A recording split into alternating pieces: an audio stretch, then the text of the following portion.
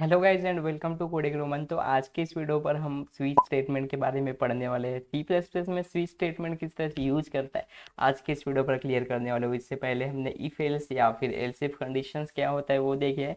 आज के इस वीडियो पर मैं आपको स्विच स्टेटमेंट बताऊंगा। स्विच स्टेटमेंट क्या होता है, किस तरह से यूज किया जाता है, चलिए देखते हैं। और चलिए हम चलते हैं अपने एडिटर पर। ये ऑनलाइन जीडीपी इसके बारे में बहुत बात किया हूँ मैं इस पूरे प्लेलिस्ट के दौरान। तो चलिए यहाँ पर आ चुका है हमारा जो भी है, इसको हटा देता हूँ मैं, थोड़ा सा आप कंफर्टेबल हो जाओ। और ये सारे कमेंट्स को हटा देता हूँ, ठीक है। ये जो भी यहाँ पर लिखा है उसको, ठीक है, ये सारे कमेंट्स हट गए। यहाँ से मैं लैंग्वेज सिलेक्ट करता हूँ सी प्लस प्लस और स्विच स्टेटमेंट के बारे में बात करूँगा। तो यहाँ पर मैं पहले आपको ओके तो स्विच स्टेटमेंट के सिंटैक्स के बारे में हम बात करेंगे। तो स्विच स्टेटमेंट क्या होता है एक्चुअली, जैसे कि हम इफ एल्स पर लगाते थे ना, कंडीशन लगाते थे।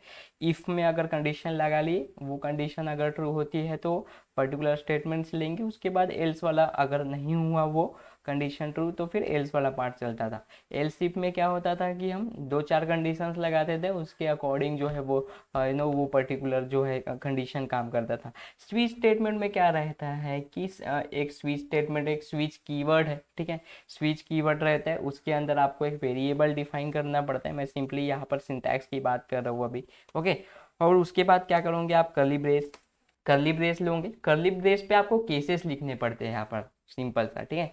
यहाँ पर आप सिंपल केस लिखोगे और केस लिखते ही आपको पता चल जाएगा कि किस तरह से इस केस के अकॉर्डिंग जो है वो आपको यहाँ पर कंडीशन देनी पड़ेगी कि किस तरह से आपका स्विच स्टेटमेंट चलेगा, ठीक है। तो जैसे कि हम यहाँ पर कंडीशन देंगे, जो भी हमारा यहाँ पर रहेगा, हमारा नंबर रहेगा, जैसे कि 10 12, ये मैं बताऊँगा आपको किस तरह से देते हैं वो, ठीक है। तो यहाँ पर हमने 10 दे दिए, ओके। अब उसके बाद क्या रहेगा, यहाँ पर आपका स्टेटमेंट एग्जीक्यूट होगा। जो भी यहाँ पर मैं सी आउट नहीं लिखता, यहाँ पर मैं सिंपली स्टेटमेंट लिख देता हूँ, ठीक है। तो स्टेटमेंट एग्जीक्यूट होगा, जो भी आप यहाँ पर करना चाहोगे कि जो नंबर प्रिंट करवाना है, जो भी आपको, वो यहाँ पर एग्जीक्यूट करोगे। उसके बाद क्या रहेगा, आपका ब्रेक स्टेटमेंट रहेगा। यहाँ पर ब्रेक क्या होता है, ब्रेक क्या करता है, वो पर्टिकुलर प्रोग्राम को वहीं पर जो है वो आपका एग्जिट कर देता है, ठीक है। आपका प्रोग्राम या फिर स्टेटमेंट इतने तक चला तो फिर आपको ब्रेक लगाकर जो है वो प्रोग्राम वहीं पे टर्मिनेट हो जाएगा, ठीक है। और वैसे ही आपकी यहाँ पर आप नंबर ऑफ कंडीशन यहाँ पर दे सकते हो। अगर मैं इसको ऐसे नंबर ऑफ कंडीशन यहाँ पर आप दे सकते हो, जैसे कि 20 और 30 और पर्टिकुलर कंडीशंस रहेंगे यहाँ पर। और उसके अकॉर्डिंग जो है वो आपके प्रोग्राम्स काम करेंगे, ठीक है, ओके। तो और यहाँ पर रहेंगे, ये तो कंडीशन हो गई, लेकिन इसके अलावा आपको एक डिफ़ॉल्ट स्टेटमेंट भी प्रिंट करना रहता है। अब डिफ़ॉल्ट स्टेटमेंट यानी क्या होता है कि अगर ये तीनों कंडीशन नहीं चला तो फिर एक स्टेटमेंट जो है वो आपको चलना ज़रूरी है। जैसे कि हम इफ एल्स पे करता था ना, इफ एल्स में अगर हम करते थे कि अगर इसमें ये कंडीशन नहीं चली तो एल्स वाला पार्ट कर देना। और एल्स इफ में हम कैसा करते थे कि बहुत सारे कंडीशन लिखते थे और लास्ट में एक एक एल्स में डाल देते थे कि अगर कुछ भी नहीं चला ऊपर में से तो ये नीचे का एक एल्स कंडीशन वाला चला लेना। तो इस पे भी वैसे ही होता है, एक डिफ़ॉल्ट स्टेटमेंट हम चलाएंगे और डिफ़ॉल्ट पर एक हम यहाँ पर लिख लेंगे, जो भी स्टेटमेंट यहाँ पर हमें प्रिंट करवाना होगा वो स्टेटमेंट हम यहाँ से प्रिंट करवा सकते हैं, ठीक है। और यहाँ पर भी एक ब्रेक स्टेटमेंट यहाँ पर लगाएंगे ताकि हमारा प्रोग्राम टर्मिनेट हो जाए। तो ये इस तरह से जो है, यहाँ पर मैं अगर कंडीशन लिख देता हूँ तो यहाँ पर हम लिख सकते हैं कंडीशन इस तरह से, सॉरी, कंडीशन, ओके। इस तरह से कंडीशन लिख देंगे और इस तरह से हमारा प्रोग्राम फ्लो रहेगा। और मैं बता दूंगा आपको, प्रैक्टिकली करते हैं, चलिए। तो इसको थोड़ी देर के लिए क्या कर लेते हैं, मैं हटा देता हूँ इसको और हम प्रैक्टिकली ही प्रोग्राम लिखेंगे और आपको ज़्यादा अच्छे से समझ में आ जाएगा, ठीक है। तो यहाँ पर मैं क्या करूँगा, ये जो प्रिंट एफ लिखा है ना, ये प्रिंट एफ को हटा देता हूँ थोड़ी देर के लिए। अब मैं यहाँ पर क्या लिखूँगा, एक वेरिएबल डिफाइन कर लूँगा, int x equal to 10, okay. यहाँ पर मैंने नंबर डिफाइन कर लिया, उसके अकॉर्डिंग हम यहाँ पर कंडीशन लिखेंगे। जैसे कि मैं यहाँ पर स्विच लिखा, स्विच मेरा क्या है, एक्स रहेगा, ठीक है। अगर एक्स नंबर ये है तो उस तरह से आप प्रिंट कर देना, ठीक है। तो उसके अकॉर्डिंग मैं क्या करूँगा यहाँ पर, सॉरी सॉरी, ओके। तो चलिए यहाँ पर हम लेंगे कर्ली ब्रेसेस और उसके बाद क्या करूँगा, मैं केस लिखूँगा, ठीक है। केस में क्या लिखूँगा, 10। अगर मेरा नंबर 10 रहेगा तो क्या करेंगे, कोलन लगाना पड़ेगा आपको यहाँ पर, ठीक है।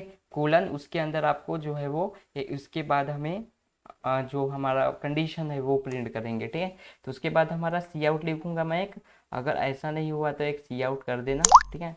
और सी आउट में लिखेंगे कि नंबर इज 10, ठीक है, इस तरह से लिख लेंगे। ओके, उसके बाद हम सॉरी इस तरह से हम लिख लेंगे यहाँ पर।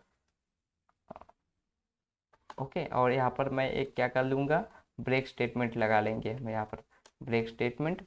और ठीक है, नंबर इज 10 अगर रहेगा, अगर वैल्यू हमारी 10 रहेंगी एक्स की, तो ये वाला स्टेटमेंट प्रिंट होगा। और उसके लिए और मैं क्या करूँगा, 2-3 केसेस और बना देता हूँ यहाँ पर मैं, ठीक है। वैल्यू 30 के लिए, और एक 20 के लिए, और एक 30 के लिए, ऐसा बना लेंगे। ओके, तो चलिए जल्दी जल्दी कर लेते हैं। यहाँ पर मैं एक 220 लिख लेता हूँ यहाँ पर, और नंबर इज 20 ये प्रिंट हो जाएगा। अगर नंबर हमारा 30 रहा तो ये 30 प्रिंट हो जाएगा, सॉरी ये 30 प्रिंट हो जाएगा। ओके, और एक डिफ़ॉल्ट स्टेटमेंट रखना पड़ूंगा, एक डिफ़ॉल्ट स्टेटमेंट हमें रखना पड़ेगा यहाँ पर। तो मैं यहाँ पर लिख लूँगा डिफ़ॉल्ट, और डिफ़ॉल्ट में क्या रखूँगा मैं, सॉरी डिफ़ॉल्ट में क्या रखूँगा मैं, यहाँ पर सी आउट लिख लूँगा। और सी आउट में हम क्या करेंगे कि यहाँ पर लिख लेंगे कि नंबर सॉरी हाँ, नंबर इज इनवैलिड कर लेंगे हम, ठीक है। इनवैलिड, सॉरी मैं क्या क्या लिख रहा हूँ, इनवैलिड। ओके, ठीक है, नंबर इज इनवैलिड। और यहाँ पर फिर से एक ब्रेक स्टेटमेंट लगा लेते हैं। ओके, तो आपको यहाँ पर प्रोग्राम फ्लो समझ में आ रहा होगा क्या, कि हम जो है वो कंडीशन अलग अलग नहीं लिख रहे, ये हमारी कंडीशन है मान के चलो, ठीक है। अगर केस हमारा 30 रहता है, केस हमारा 20 रहता है, तो इस तरह से आप जो है पर्टिकुलर स्टेटमेंट प्रिंट कर देना बस। मैं आपको एल्स इफ की तरह हम अलग अलग कंडीशन नहीं दे रहे हैं, यहाँ पर एक ही हमने स्विच स्टेटमेंट लगाया है। और स्विच स्टेटमेंट यानी स्विच एक कीवर्ड है, उसके अकॉर्डिंग जो है आपका प्रोग्राम फ्लो जा रहा है, ठीक है। तो मैं क्या करूँगा, यहाँ पर अगर मैं रन पर क्लिक करता हूँ तो हमारा प्रिंट क्या आना चाहिए, सॉरी कुछ तो भी प्रॉब्लम है मेरा, ठीक है। इंट मेन में देखते हैं हम क्या है हमारा यहाँ पर। Okay, C out was not declared in the scope, ठीक है। ओके, तो ये प्रॉब्लम आ गई है, तो उसके लिए क्या करना पड़ेगा हमें, एक एक सिंपल सा मैंने एक यहाँ पर एक कीवर्ड नहीं दिया है, ठीक है। कीवर्ड, या फिर हमने यहाँ पर यूजिंग नेम स्पेस नहीं दिया है, तो वो उसके वजह से है। यूजिंग नेम स्पेस स्टैंडर्ड अगर मैं यहाँ पर देता हूँ तो हमारा प्रोग्राम जो है वो चलने लग जाएगा, ठीक है। तो यहाँ पर फिर से प्रॉब्लम आ गया है कि using S T D C out D की जगह मुझे क्या देना पड़ेगा यहाँ पर, आयो स्टीम देना पड़ेगा, ठीक है। ये एस टी डी नहीं देना पड़ता, आयो स्टीम देना पड़ता है। ये सी प्रोग्रामिंग का हमें जो है वो टेम्पलेट दे दिया था सी लैंग्वेज भी यूज करने के बाद। तो चलिए, यहाँ पर सी प्लस प्लस हमने यूज यहाँ पर सिलेक्ट किए थे, बट उसने जो है हमें सी का टेम्पलेट दे दिए थे। अब वो ज़्यादा मैंने गौर नहीं किया था, बट डोंट वरी, इस तरह से एरर सॉल्व आपको करते आना चाहिए। तो चलो, यहाँ पर मैंने आयो स्ट्रीम हमने लिख लिया, हमारा जो भी इंक्लूड हेडर है।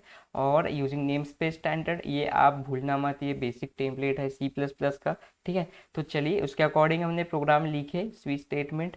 और हमारा नंबर इज 10 मैंने लिख लिया, और हमारा नंबर इज 10 आ गया है, क्योंकि हमने एक्स का वेरिएबल जो है वो हमने 10 यहाँ पर वैल्यू डिफाइन किए थे, इसलिए नंबर इज 10 आ गया। मैं यहाँ पर अगर 20 डिफाइन करता हूँ तो क्या आना चाहिए, 20 आना चाहिए, ठीक है। तो अगर 20 लिख कर मैं अगर यहाँ पर प्रोग्राम को फिर से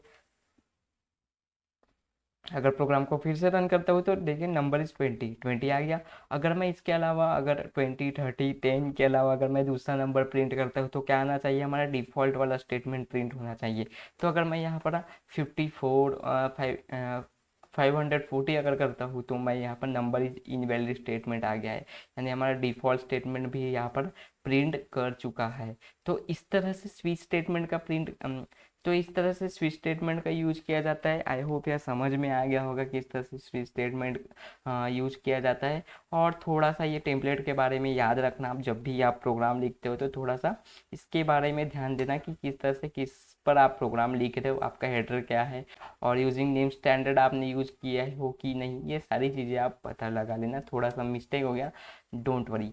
बट आई होप यह वीडियो आपको समझ में आ गई होगी। वीडियो अगर पसंद आ गई होगी तो प्लीज़ वीडियो को लाइक कर दीजिएगा। कुछ सीखे होंगे आज की इस वीडियो से, उम्मीद करता हूँ। आगे जो है हम लूप्स के बारे में बात करने वाले हैं। मिलेंगे नेक्स्ट वीडियो पर, तब तक के लिए कोडिंग करते रहिएगा। And thanks guys for watching this video and I will see you in the next video.